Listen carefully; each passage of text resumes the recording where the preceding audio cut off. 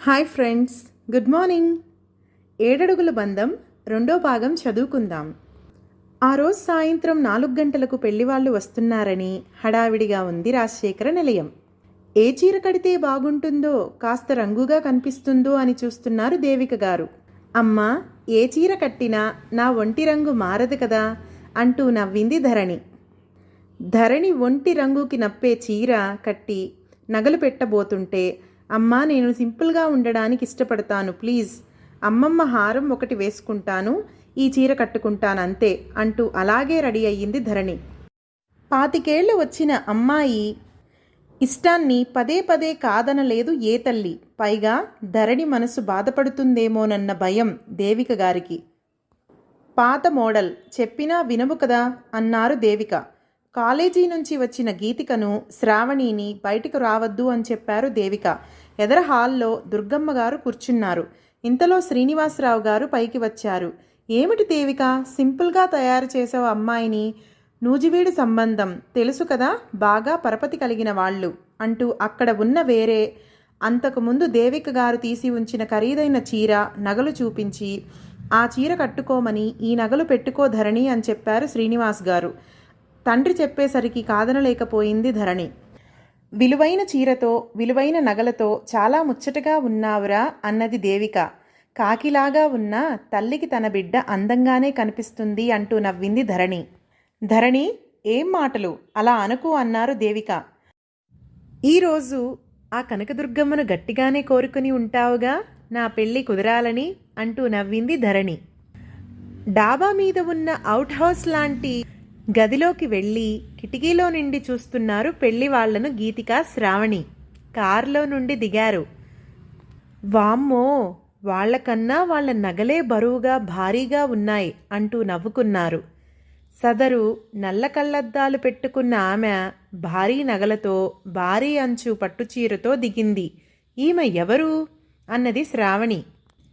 పెళ్ళికొడుకు అన్న, వదిన, ఆడపడుచు భర్త వస్తారని చెప్పారు కదా, చాలా అందంగా ఉన్నాడు పెళ్ళికొడుకు. అబ్బో, 5 అడుగుల 11 అంగుళాల ఎత్తు ఉంటాడు. హీరోలాగా పైన కోటు, లోపల షర్టు, భలే ఉన్నాడు కదా అన్నది గీతిక. ఏమో, హీరో క్యారెక్టర్ అయితే కాదు అన్నది శ్రావణి. ఏమిటి అలా అన్నావు అన్నది గీతిక. ఊరికే అన్నాను అంటూ నవ్వేసింది శ్రావణి. ఒక్కసారి నేను బయటికి వెళ్ళి రానా, అలా అలా కనిపించి వస్తానన్నది గీతిక కన్ను కొడుతూ. వద్దే, అమ్మ వద్దని చెప్పింది, వెళ్ళకు. ఇప్పటికే 15 సంబంధాలు కుదరనే లేదు అక్కకు పాపం. అమ్మ దిగులుగా ఉంటుంది, వద్దు అంటూ గీతిక చేయి పట్టుకుని గడియ వేసింది శ్రావణి. నిజమేలే, నేను బయటికి వెళ్తే నేను నచ్చుతాను వాళ్లకు. ఇంచుమించు అంత అందం ఉంది కదా నాకు అంటూ తిప్పుకుంది గీతిక. ఇక అక్కా చెల్లెళ్ళిద్దరూ మ్యూజిక్ సిస్టమ్ పెట్టుకుని డ్యాన్స్ వేయడం మొదలుపెట్టారు. రండి రండి అంటూ శ్రీనివాసరావు గారు వెళ్ళి వాళ్లను లోపలకు చాలా గౌరవంగా ఆహ్వానించారు. పెళ్లికొడుకుని చూసి ముచ్చట పడ్డారు శ్రీనివాసరావు గారు. చాలా అందంగా ఉన్నారు. అందరికీ వెండి గ్లాసులలో మంచినీళ్లు అందించారు. అందరూ పరిచయం చేసుకున్నారు. పెళ్లికొడుకు అన్న మోహన్, వదిన సాధన. ఆమె చాలా స్టైల్గా ఉంది. పెళ్ళికొడుకు అక్క అనురాధ, నగల కొట్టు మొత్తం ఆమె ఒంటి మీద ఉంది. బావగారు రాధాకృష్ణ. పెద్దయ్య గారు నాగభూషణం గారు కాలం చేసిన దగ్గర నుంచి పెద్దమ్మ గారు బయటకు రారు అని చెప్పారు పెళ్ళిళ్ళ పేరయ్య. రాజా హాల్లో పెళ్లి వాళ్ళని చూసి, అబ్బో, పెళ్ళికొడుకు సూపర్గా ఉన్నాడు మమ్మీ అంటూ నవ్వుతూ వచ్చాడు. దుర్గమ్మ గారు మాట్లాడుతూ తన భర్త రాజశేఖరం గురించి గొప్పగా చెప్పడం ప్రారంభించారు. శ్రీనివాసరావు గారు, దేవిక, దుర్గమ్మ కూర్చుని ఉన్నారు పెళ్లివాళ్ల దగ్గర. ఆస్తిపాస్తుల్లో, సాంప్రదాయంలో ఇరు కుటుంబాలు సమవుజ్జీలే అంటూ నవ్వారు పెళ్ళిళ్ళ పేరయ్య. మంచి సమయం, ఇప్పుడు తీసుకురండి అమ్మాయిని అని చెప్పారు పెళ్ళిళ్ళ పేరయ్య. దుర్గమ్మ గారు పెళ్ళికొడుకు పేరు, వివరాలు అడిగారు. పెళ్ళికొడుకు ఫారిన్ కంట్రీస్లో చదివి వచ్చాడు. 4 ఏళ్ల మట్టి తండ్రి బిజినెస్ చూసుకుంటున్నాడు. అబ్బాయి పేరు రవివర్మ. ధరణి, ముందుగా అమ్మవారికి దండం పెట్టుకుని వెళ్ళి కూర్చో. ధరణి భక్తితో అమ్మవారికి నమస్కరించుకుంది. ధరణి కూర్చుంది.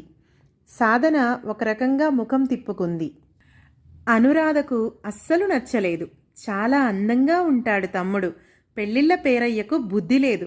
పిల్ల ఎలా ఉంటుందో తెలుస్తుంది కదా, ఇక్కడి దాకా రావడం ఎందుకు అంటూ మనసులో అనుకుని చిరాకు పడింది. ఆమె కట్టుకున్న బెనారస్ పట్టుచీర, నగలు అప్పుడు చిరాకనిపించాయి ఆమెకు. ఎంత హంగామాగా రెడీ అయ్యామో అంతా వేస్ట్ అనుకుంది మనసులో అనురాధ. రవివర్మ ధరణి వైపు చూశాడు. మీ పేరు అని అడిగాడు. పేరు చెబుతూ ధరణి కళ్ళెత్తి రవివర్మ వైపు చూసింది. చారెడేసి ఆమె కళ్ళలో ఒకలాంటి మెరుపు మెరిసింది. కానీ వద్దు ధరణి, నీకు అంత అదృష్టం ఉండదు అని ఆమె మనస్సు హెచ్చరించేసరికి ఆ మెరుపు అంతలోనే మాయమైపోయింది. రాజా మాట్లాడుతూ, అక్క పెయింటింగ్ చాలా బాగా వేస్తుంది, డిగ్రీలో కూడా గోల్డ్ మెడల్ సాధించింది అంటూ నవ్వుతూ చెప్పాడు. ఆ మాటలు విన్న రవివర్మ ధరణి వైపు చూశాడు. అమ్మాయి ప్రతి శుక్రవారం ఆ కనకదుర్గమ్మ గుడికి వెళ్ళి వస్తుంది, భక్తి కూడా ఎక్కువే మా మనవరాలికి అంటూ నవ్వుతూ చెప్పారు దుర్గమ్మ. పెళ్లివాళ్ల ముఖాలలో నిరాసక్తత గమనించారు దుర్గమ్మ గారు. పెళ్ళికొడుకు ముఖంలో ఏ భావాలు కనిపించలేదు. వెళ్లే ముందు చీరా జాకెట్టు తాంబూలం పెట్టి ఆడవాళ్ళిద్దరికీ ఇచ్చారు దేవిక గారు. వద్దు అన్నారు, కానీ మా ఇంటికి వచ్చిన ఆడవాళ్లకు ఇలా ఇవ్వడం మా మర్యాద, దుర్గమ్మ తల్లి భక్తులం, మా సాంప్రదాయం అంటూ ఇచ్చారు దేవిక గారు. పెళ్లివాళ్లు వెళ్ళిపోయారు. ఆడవాళ్ల ముఖాల్లో రుసరుసలు గమనించారు దుర్గమ్మ గారు. కారు దగ్గరకు వెళ్ళినప్పుడు పెళ్ళిళ్ళ పేరయ్యను ఏదో కసురుకుంటున్నారు. అది గమనించిన శ్రీనివాసరావు గారు బయటకు వెళ్ళలేదు. ధరణి చీర అన్నీ తీయడానికి తలుపులు వేసుకుంది. చీర, నగలు అన్నీ విసురుగా తీసి అక్కడ పడేసి అక్కడ ఉన్న పంజాబీ డ్రెస్ వేసుకుంది. అద్దం ముందు నిలబడింది. వెక్కి వెక్కి ఏడ్చింది. నా మనసుకు ఆయన ఎందుకు అంతగా నచ్చారు? అందం లేని నాకు అందమైన ఆయన నచ్చడం గొప్పేమీ కాదు. అతనికి నేను ఎలా నచ్చుతాను? మంచి రంగుతో, చక్కటి పర్సనాలిటీతో చాలా అందంగా ఉన్నారు. ఎట్టి పరిస్థితుల్లో ఆయనకు నేను నచ్చను. ఎందుకో నా మనసులో ఆయన భర్త కావాలి అని అనిపిస్తుంది. నీ ముఖానికి అంత కోరిక అవసరమా అంటూ అద్దంలో తన ప్రతిబింబాన్ని ప్రశ్నించుకుంది ధరణి. అమ్మ ఎంతో అందంగా ఉంటుంది. ఈ వయసులో కూడా కనుముక్కు తీరు అంతా అమ్మలాగానే ఉంటుంది. తను కూడా చక్కటి పర్సనాలిటీతో. కానీ ఈ రంగు పోవాలని అమ్మ ఎంత ఖరీదైన సబ్బులు, కాస్మెటిక్స్ తెప్పించి వాడేది తనకు చిన్నప్పటి నుండి. ధరణి ఆమెకున్న చిత్రలేఖనం నైపుణ్యంతో నిమిషాల్లో అతని బొమ్మను గీసింది. పేరు కూడా రవివర్మ. చిత్రలేఖనంలో గొప్ప చరిత్ర సృష్టించిన రవివర్మ గారి పేరు. ఆ బొమ్మను బీరువాలో మడతపెట్టేసి దాచింది ధరణి. నా మనసుకి అందమైన కోరికలు ఉండకూడదా? అమ్మా, నన్ను ఎందుకిలా కన్నావు? నీ ఒంటి రంగు కొంచెమైనా ఇస్తే బాగుండేది. బయట చెల్లెళ్ళ హడావిడి మాటలు వినిపిస్తున్నాయి. వాష్రూంలోకి వెళ్ళి తన బాధనంతా తీర్చుకుని ముఖం శుభ్రంగా కడుక్కుని తెల్లగా కనిపించాలని అపోహతో కాస్ట్లీ పౌడర్ రాసుకుని స్టిక్కర్ పెట్టుకుంది ధరణి. పెళ్ళికొడుకు చాలా బాగున్నాడు అన్నది గీతిక. ఈ సంబంధం అక్కకి కుదిరితే బాగుండు అన్నది శ్రావణి. ఆ మాటలు ఇంకా ఆపేయండి, వాళ్ళు మంచి కబురు చెబితే అప్పుడు మళ్ళీ మాట్లాడుకోవచ్చు అన్నారు దేవిక గారు కళ్ళు తుడుచుకుంటూ. శ్రీనివాస్ గారు ఎస్టేట్కి తిప్పారు కారు. తమ్ముడు దగ్గరికి వచ్చి కూర్చున్నారు. అన్నయ్య, ఎందుకు అలా ఉన్నారు అని ప్రశ్నించాడు. ఏమీ లేదురా, ఒక ఆడపిల్లను అలా నలుగురిలో కూర్చోబెట్టి వారికి నచ్చిందా లేదా అని మనం బాధపడుతూ, ఏమిటో నాకు ఈ పద్ధతి నచ్చలేదు. ధరణి ముఖం వైపు చూడలేకపోతున్నాను. నిజానికి ఈరోజు వచ్చిన వాళ్ల సంబంధం చాలా మంచిది. అబ్బాయి అన్నవదెన్లు, సెటిల్డ్ ఫ్యామిలీ మైసూర్లో, అక్క బావ డాక్టర్లు హైదరాబాద్లో. కోరినంత ఆస్తి, మంచి సాంప్రదాయం. అబ్బాయి చాలా బాగున్నారు. మనకు రాసిపెట్టి ఉండాలి కదా అన్నారు శ్రీనివాసరావు గారు. మంచి కబురు చెప్పొచ్చు కదా అన్నయ్య అంటున్న తమ్ముడు మాటకు లేదురా, ఎన్ని సంబంధాలు చూడటం లేదు, వారి ముఖాలలో ఉన్న భావాలు అంతకన్నా ఎక్కువగానే కనిపించాయి ఆడవాళ్ల ముఖాల్లో భావాలు అన్నాడు శ్రీనివాసరావు గారు.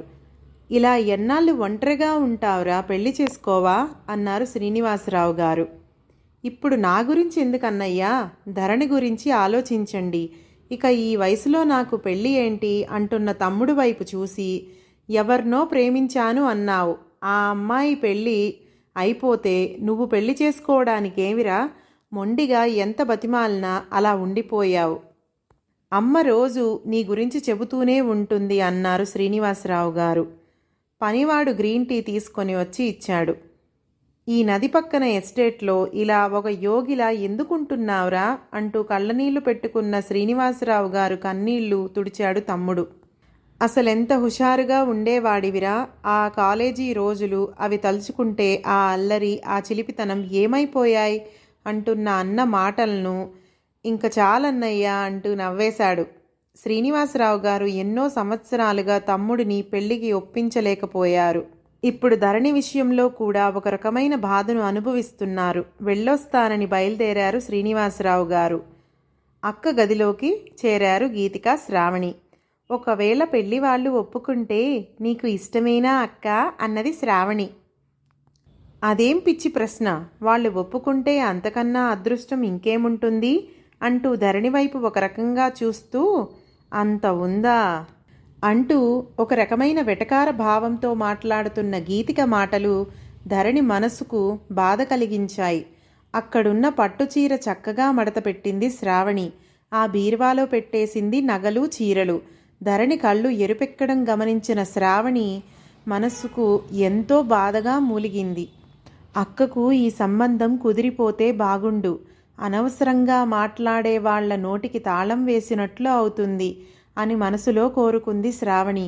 అద్దంలో చూసుకుంటున్న గీతిక, అబ్బా, నా రూంలో అద్దంలో కన్నా ఇక్కడ మరింత అందంగా కనిపిస్తున్నాను కదూ నేను అంటూ నవ్వుకుంది.